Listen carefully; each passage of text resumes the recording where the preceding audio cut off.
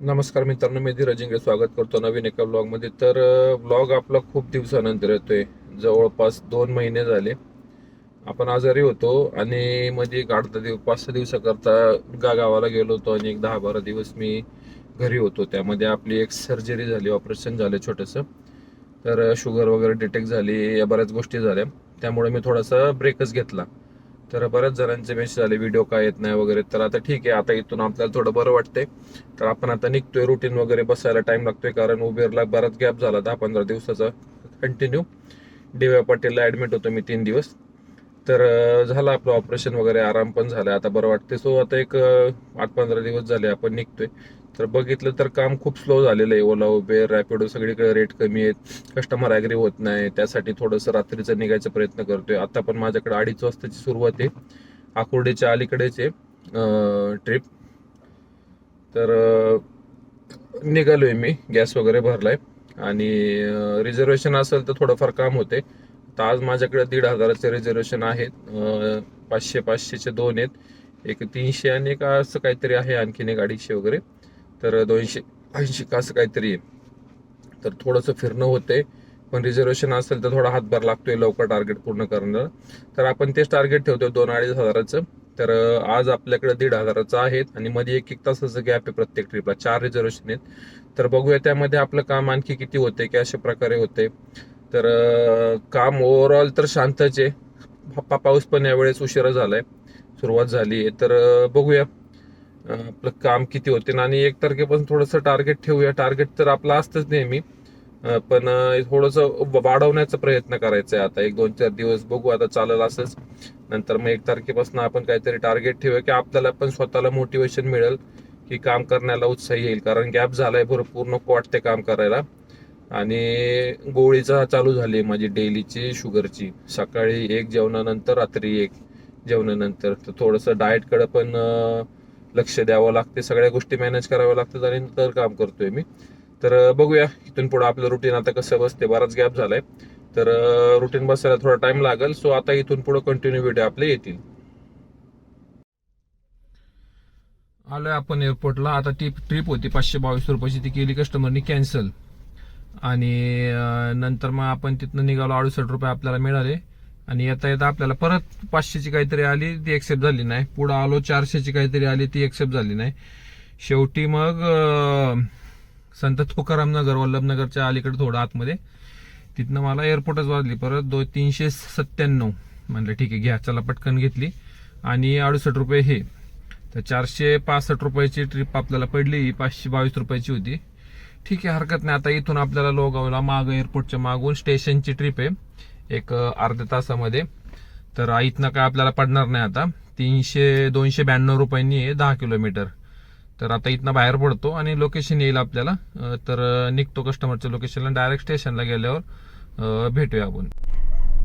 आलोय आपण आपल्या दुसऱ्या पिकअपला. एअरपोर्टच्या मागं जे ऑफिसर मेस आहे एअरफोर्सचं, म्हणजे ऑफिसरचे हे काय म्हणतो त्याला आपण, क्वार्टर, तिथं आलोय.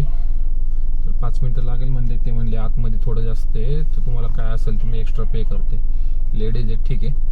तर बघूया, 292 रुपयांनी पडलेली आपल्याला. तर कस्टमर किती पे करते, ट्रिप एंड झाल्यानंतर सांगतो. आलो आपण स्टेशनला, सोडलं कस्टमरला. लेडीज होत्या, आर्मी क्वार्टरमध्ये बोलवलं होतं त्यांनी आतमध्ये. 1-1.5 किलोमीटर आतमध्ये असेल जायचं. तर गेलो, तिथं होते कुत्रे. त्यांना बिल्डिंगमधनं येता येत नव्हतं, त्यामुळे त्यांनी बिल्डिंगच्या जवळ बोलवलं. ठीक आहे, आपण पार वरपर्यंत गेलो होतो, बिल्डिंग फ्लॅटपर्यंत, लगेच होतं फर्स्ट फ्लोअरला. तर त्यांना तिथं घेतलं, सोडलं.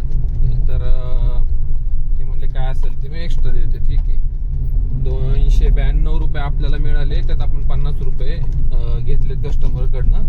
350 रुपये आपण घेतले. आणि आता कोथरूडची ट्रिप आहे. कोथरूडपासून आहे, थोडंसं चाललोय मोकळं, पण 507 रुपयांनी एअरपोर्ट 20 किलोमीटर. तर ठीक आहे, इथनं आता बघू, 5-6 किलोमीटर राहिले आंबेडकर चौकात आहे, डेक्कन रोडच्या. तर आता इथनं बघू किती वाजले, 4-4:15 झालेले काहीतरी, 4:08 काहीतरी. एक 10-12 मिनिटात पोहोचेल मी. ठीक आहे, हरकत नाही इकडे तिकडे फिरण्यापेक्षा.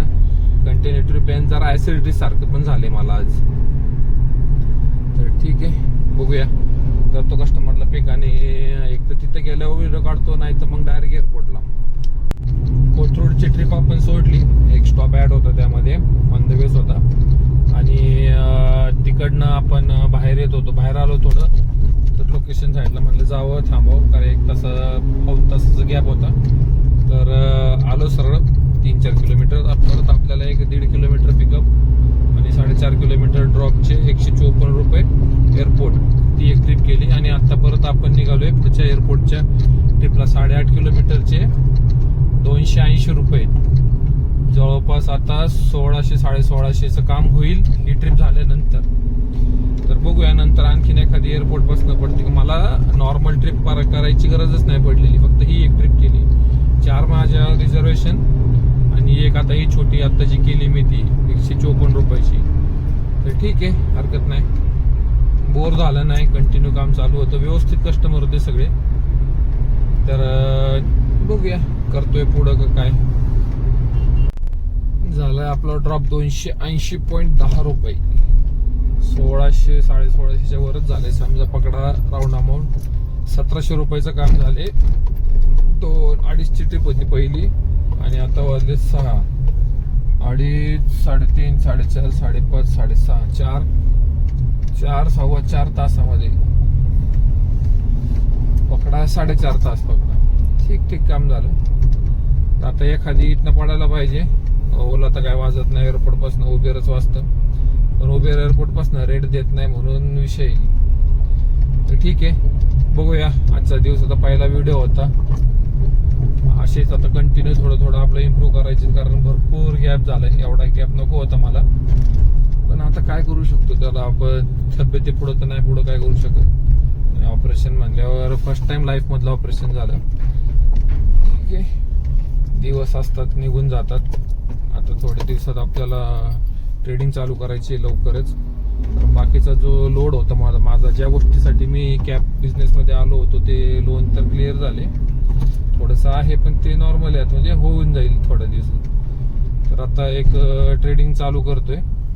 तर आपल्याला मध्ये तो कोर्स लॉन्च करायचा होता, तो पण डिले झाला त्या गोष्टींमध्ये. तर आता सगळ्या गोष्टी लाईन अप घेतोय, हळूहळू अपडेट देत राहील व्हिडिओमध्ये.